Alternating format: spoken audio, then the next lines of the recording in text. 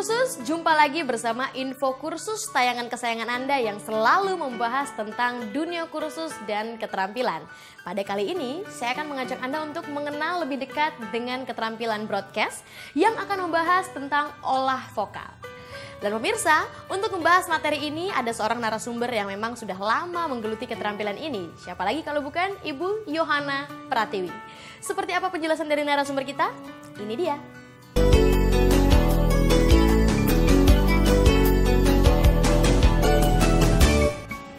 Pemirsa televisi, kita jumpa kembali dalam acara Info Kursus dengan judul Olah Vokal dari Broadcasting.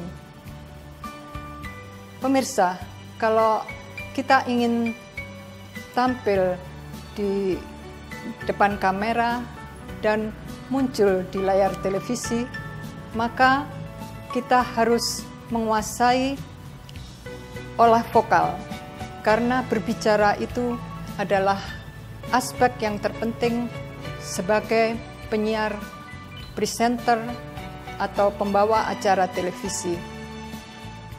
Dan di dalam olah vokal ini akan kita bahas, yaitu tentang berbicara yang indah, berbicara yang bagus, dan berbicara yang sesuai dengan materi yang akan disampaikan. Dan seorang pembawa acara harus menguasai pertama, intonasi, kedua, artikulasi, dan mempunyai power di dalam suaranya. Semua ini dapat kita pelajari dengan latihan-latihan, kemudian dengan praktek-praktek, sehingga kita betul-betul menguasai aspek-aspek penting di dalam suatu profesi sebagai presenter atau sebagai pembawa acara. Yang pertama akan kita bicarakan adalah intonasi. Di dalam suatu pembicaraan, terutama apabila kita menyampaikan kepada pemirsa, harus ada intonasi di dalam suara kita, yaitu tinggi dan rendahnya suara, sehingga kita bisa menyampaikan materi dengan tekanan-tekanan pada tinggi suara yang memberi efek pemirsa akan mengerti dengan apa yang kita sampaikan, dan penekanan itu memberikan arti penting bagi materi yang kita sampaikan. Kemudian rendahnya suara di dalam intonasi itu memberikan efek suatu simpati, kemudian mungkin juga rasa haru dari pembawa acara. Selanjutnya adalah artikulasi. Artikulasi adalah penekanan suara pada kata per kata di dalam kalimat, sehingga kalimat itu betul-betul menyampaikan arti daripada kalimat yang dipentingkan.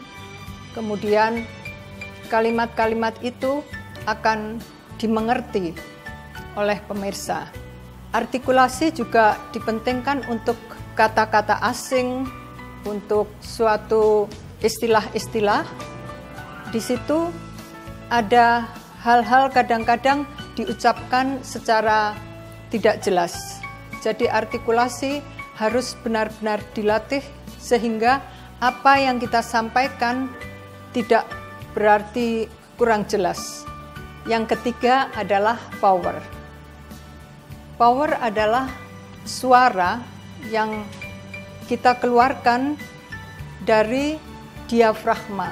Karena suara itu kita keluarkan dari diafragma, maka akan mempunyai power yang kuat, yaitu suatu hasil daripada nafas yang panjang, yaitu biasanya kalau kita berlatih, itu harus latihan nafas terlebih dahulu untuk memperoleh power daripada suara kita. Power itu akan kelihatan pada akhir daripada nafas kita sehingga suara kita bisa mempunyai gema. Untuk membaca suatu kalimat yang panjang, kita biasanya memakai power itu. Karena kalau tidak, kalau misalnya kita pakai nafas dari dada saja, maka power itu tidak keluar dan untuk suatu kalimat yang panjang kita akan terengah-engah. Demikianlah sudah kita bahas tentang intonasi, artikulasi, dan power. Nah pemirsa, Anda pasti penasaran seperti apa kelanjutan dari penjelasan narasumber kita? Untuk itu jangan kemana-mana pemirsa, tetap di Info Kursus.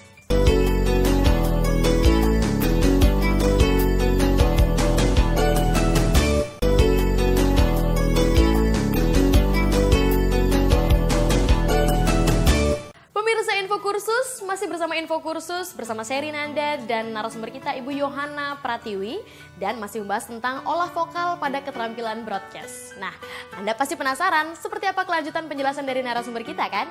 Ini dia. Pemirsa, tadi telah saya jelaskan tentang intonasi, artikulasi, dan power. Maka kini marilah kita saksikan contoh daripada intonasi. Ya, saudara, informasi tadi sekaligus menutup rangkaian perjumpaan kita dalam Indonesia Siang hari ini. Akhirnya saya Maya Susanti dan saya Ali Haurin mewakili seluruh kerabat kerja bertugas mengucapkan terima kasih atas kebersamaan dan perhatian Anda. Akhirnya kami ucapkan selamat siang dan sampai jumpa. Pemirsa, itulah tadi contoh dari intonasi. Kini akan kita saksikan contoh daripada penggunaan artikulasi.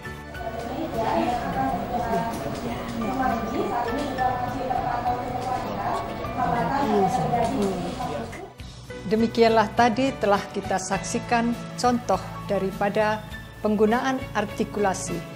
Kini marilah kita saksikan contoh dari penggunaan power di dalam suara. Saudara, petenis Serbia Novak Djokovic berhasil mengakhiri musim ini dengan merebut gelar juara di turnamen Grand Slam Prancis terbuka. Hasil yang sama juga diraih oleh Serena Williams yang menutup musim 2014 menjadi pemain nomor 1 dunia. Pemirsa, marilah kita lanjutkan pembahasan di dalam olah vokal, yaitu mengenai jeda dan pause. Jeda adalah tempo yang kita gunakan di dalam suatu kalimat, yaitu berhenti paling sedikit adalah 2 detik untuk memberi kesempatan kepada pemirsa mengerti tentang arti dan makna daripada kalimat yang kita sampaikan, dan juga untuk menggiring pemirsa supaya memperhatikan kalimat yang selanjutnya. Pemirsa, itulah yang saya sampaikan tentang jeda atau pause. Selanjutnya kita bahas tentang volume suara. Volume suara adalah keras dan pelannya suara yang harus kita atur supaya suara jangan terlalu keras karena akan berkesan kasar. Kalau suara terlalu perlahan akan tertelan oleh misalnya suara-suara keras atau kebisingan di dalam suatu tempat di mana kita membawakan acara. Saya akan memberikan contoh jeda atau pause. Apabila bahasa gambar kontradiksi ini terpisah, mereka mempunyai makna masing-masing. Saya akan memberikan contoh volume di dalam suatu kalimat. Ini adalah contoh suara yang volumenya keras. Pemirsa, kami sedang berada di lokasi bencana dan kemudian saya akan memberikan contoh dari volume yang suaranya pelan. Para hadirin, pada malam ini kita akan menampilkan suatu acara yang pasti akan menarik. Demikianlah pemirsa, sudah saya berikan contoh tentang volume suara yang keras dan yang pelan, di mana volume suara itu harus kita manfaatkan pada saat-saat yang tepat, yaitu misalnya di lokasi yang bising dan kemudian di lokasi yang tenang. Pemirsa, pada saat kita tampil di layar televisi, sebenarnya itu adalah komunikasi antara pembawa acara dan pemirsa. Oleh karena itu, vokal sangat penting, terutama intonasi, artikulasi, power, dan jeda. Meskipun tidak semua orang mampu menampilkan suara yang bagus, tapi dengan belajar hal itu dapat diatasi. Berlatih mengatur suara dan percaya diri, berlatih hingga mendapatkan suara yang jelas. Nah pemirsa, bagaimana penjelasan dari narasumber kita? Anda jangan kemana-mana karena info kursus akan segera kembali dengan penjelasan yang lebih detail lagi.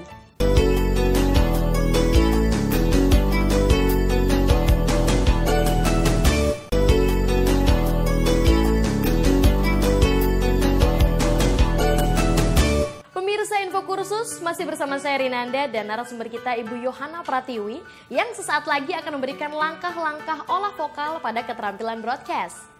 Pemirsa, mari kita simak seperti apa langkah-langkahnya. Yang menjadi kendala sebagai pembawa berita yaitu tidak percaya diri, demam kamera, jangan ragu-ragu membuka mulut. Biarpun saat ini masih salah baca. Pembawa acara harus menyisihkan waktu untuk melatih lafal sebelum tampil. Tapi yang penting dalam artikulasi, jangan malas membuka mulut. Sikap ini akan menimbulkan pembicaraan tidak jelas, seperti menggumam, mendesis, bahkan lebih mirip menggerutu. Seorang penyiar televisi harus membuka mulut tanpa ragu untuk mengeluarkan suara berdasarkan artikulasi yang benar. Apalagi kendala yang menyebabkan kesalahan lain ini saya tunjukkan tidak hanya untuk kalian berdua. Kendala itu adalah 1. Kebiasaan berbicara terlalu cepat. 2. Tidak percaya diri akan materi yang disampaikan. 3. Tidak menguasai bahasa yang disampaikan karena bahasa asing. 4. Kebiasaan berbicara yang dipengaruhi dialek. Berlatih artikulasi dapat dilatih dengan membaca materi dari artikel yang banyak menggunakan istilah teknis atau bahasa asing. Misalnya, methanation, sulfur hexafluorida, climate change, environment, dan sejenisnya. Membaca di depan cermin dengan suara direkam, keanggunan hendaklah bisa terlihat dan terdengar. Oleh karena itu, seorang pembawa acara harus benar-benar menguasai penampilannya. Antara lain adalah yang terpenting pernafasannya. Untuk mendapatkan pernafasan yang baik dan benar, seorang yang benar-benar ingin berbicara di depan umum harus mengerti bagaimana melatih diri untuk belajar bernafas yang benar. Bernafas yang benar adalah nafas yang diawali dari diafragma, kemudian kita penuhi paru-paru kita, kemudian kita hembuskan perlahan-lahan. Itulah cara berlatih khusus untuk mendapatkan power daripada suara kita. Nafas yang kita keluarkan tadi harus kita hitung, kita lepaskan pelan-pelan dengan hitungan 1, 2, 3, sampai 10. Dan kita harus berlatih mengeluarkan nafas itu sepanjang mungkin. Makin lama kita tambah hitungan kita. Demikianlah kita akan menghasilkan suara yang indah dengan gema di akhir suatu nafas kita. Dan keluarkan lewat mulut sambil menghitung nafas itu keluar pelan-pelan. 1, 2, 3, seterusnya. Kalau bisa sampai hitungan 10. Dan untuk latihan berikutnya kita tambah sehingga nafas kita menjadi lebih panjang. Pemirsa, kita telah membahas teknik olah vokal. Yang pertama, tadi bahasan kita adalah intonasi, yaitu tinggi rendahnya suara. Manfaat daripada pemakaian intonasi di dalam suatu pembicara adalah supaya materi yang dimaksudkan akan benar-benar jelas diterima oleh pemirsa. Pemirsa, kita telah membahas teknik-teknik di dalam olah vokal, yaitu intonasi. Intonasi adalah tinggi rendahnya suara. Manfaat daripada intonasi itu adalah memberikan efek pengertian kepada pemirsa, serta tidak membosankan karena tanpa intonasi suara kita akan monoton. Selanjutnya adalah artikulasi. Artikulasi adalah pengucapan kata-kata per suku kata, sehingga kata itu menjadi jelas. Terutama untuk kata-kata dalam bahasa asing. Artikulasi harus jelas, yaitu mempergunakan gigi, lidah, dan rahang. Dengan artikulasi ini membuat mulut agak terbuka, sehingga semua huruf konsonan dapat diterima pemirsa dengan jelas. Pemirsa, bagaimana penjelasan dari narasumber kita tentang langkah-langkah olah vokal tadi? Tentunya Anda penasaran, ada apa lagi di info kursus setelah yang satu ini? Jangan kemana-mana, karena penjelasan dari narasumber belum berakhir sampai di sini. Tetap di info kursus.